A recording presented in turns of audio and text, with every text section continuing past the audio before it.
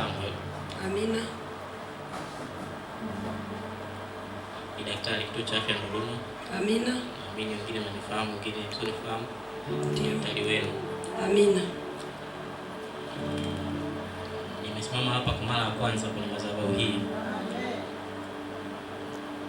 Kuna kitu ambacho kimepelekea nisimame mahali hapa. Na chenyewe ni kumshukuru Mungu na kutoa shukrani kwenye madhabahu hii. Amen. Na masuala mazito sana ambayo nimeyapitia mwaka unaoisha.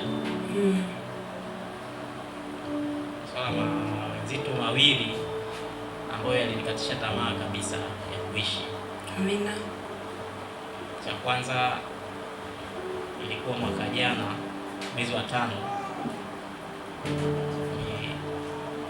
Kuna changamoto zilitokea pale kazini kama mlizisikia za wizi wa vifaa. Lakini nilishangaa siku hiyo, naambiwa naitwa polisi nikatoa ushahidi, labda nikatoa maelezo kuhusiana na wizi huo. Lakini cha kusikitisha, nilifika polisi nikawekwa ndani, nilala siku 2. Nilimlilia Mungu sana. Na hiyo kesi nilipewa mimi kwamba nimehusika na nimeiba. Na nilikuwa si chochote na sikuwepo kazini kabisa. Lakini Mungu alivyo ajabu. Wakati nipo kule nilikuwa naendelea kumuomba sana. Na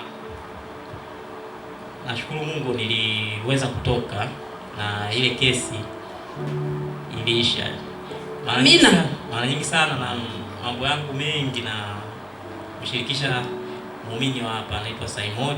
Amen. Popote alipo asimame. Simon. Amen. Sina cha kumlipa lakini Mungu atamlipa. Amekuwa ni mtu kunitia moyo sana na kunifariji na kuniombea mara nyingi. Na huwa ananiambia swala lako nimefikisha kwa mtumishi. Amina. Barikiwe sana waumini wa hapa. Mungu awabariki sana. Amen. Swala la pili ilikuwa mwezi wa 9, nilipata kuugua ghafla tu. Nilikuwa nyumbani, nilipoteza fahamu usiku kama saa 2 usiku baada ya kutoka kazini. Nikaanguka, tena nilikuwa chooni. Kwa hiyo baadaye nilikuja kupata fahamu nimeanguka chooni. Nikanyanyuka nikaenda sebleni, lakini hali ikazidi kuwa sio nzuri. Kesho yake nikaenda Mount Meru na waliniambia na changamoto ya moyo. Pia wakanipa dawa nyingi tu za kutumia mwezi, lakini kabla ya mwezi hali ilibadilika ghafla. Nikawapigia simu kazini, wakaja wakanichukua na ambulance wakanipeleka Mount Meru. Nikalazwa pale kama siku 4 hivi.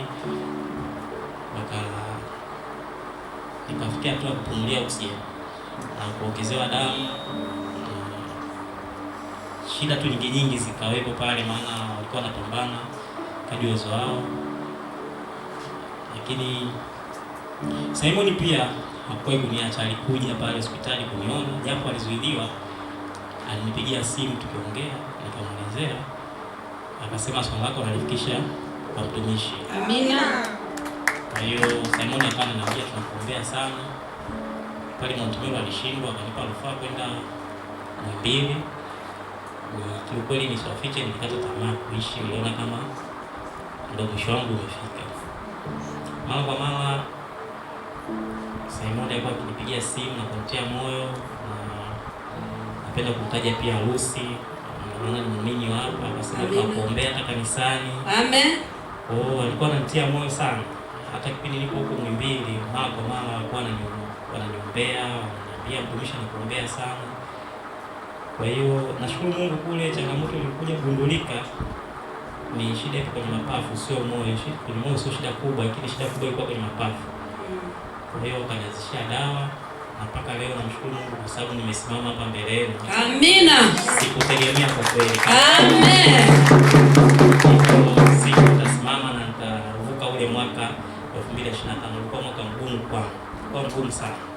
Kwa hiyo nashukuru sana kwa sababu naamini maombi yenu yalifika mbele za Mungu, na ndio maana leo hii nimeweza kusimama na kutembea. Amen. kuweza kutembea nilikuwa nasukuma na kibaiskeli. Nasukuma kwa wheelchair, kutembea peke yangu siwezi, mpaka mdogo wangu anishike. Lakini naona kama ni muujiza, sababu sasa hivi natembea sehemu yoyote. Amina, amina, amina, amina, amina. Kazini nimerudi, nafanya majukumu yangu kama kawaida. Amina.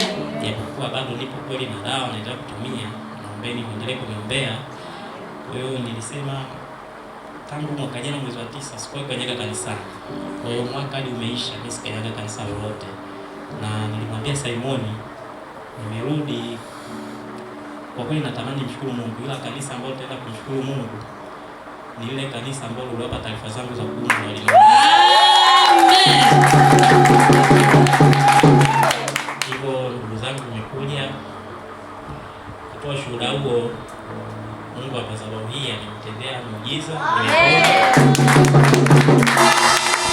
Na siku ya leo nitatoa shukrani kumshukuru Mungu na naomba nisindikize. Amen. Amen. Sifa na utukufu namrudishia Mungu aliye juu. Amina sana. Amina, wapendwa, tumshangilie Mungu. Na nimwambie Dr. Kikweli taarifa zake zilikuwa zikifika mahali hapa. Mtumishi wa Mungu alisema tuikumbuke sadaka ya Sam. Alitumia gari lake kumpa mtumishi wa Mungu tulipokuwa tukienda kwenye mkutano. Alikuwa akimkumbusha Mungu, anasema tumuiteni Mungu Sam arudi tena, Mungu aikumbuke ile sadaka yake. Amina. Kweli maombi yako yalifika kwenye madhabahu hii. Mtumishi wa Mungu alikuwa akiliita jina la Bwana usiku na mchana kwa ajili ya Samuel. Tunamshukuru Mungu aliyefanya hayo. Sifa utukufu tumrudishie shujaa msalaba. Amina sana.